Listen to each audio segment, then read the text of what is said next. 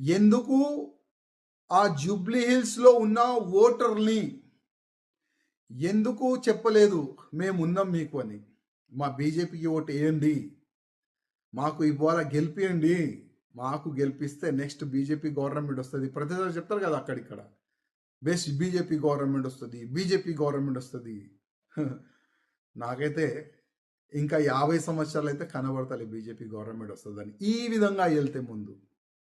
ఈ ముండితనంతోని ముందుకెళ్తే BJP government ఇంకా 50 సంవత్సరాలు కూడా కష్టమే. చాలా కష్టం. నేర్చుకోండి. వేరే నేతలతోని కొద్ది నేర్చుకోండి. ఏ విధంగా గెలవాలే? ఏ విధంగా ఓటర్‌ని మన వైపు మళ్ళాలే? నేర్చుకోండి. నేనేదైనా తప్పు చేస్తే, ఏదైనా తప్పు చెప్తే కూడా నన్ను క్షమించండి. కానీ బాధ ఉంది.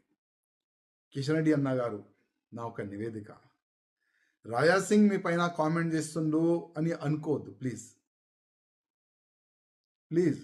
కానీ పార్టీ చనిపోతుంది తెలంగాణలో. కాపాడండి.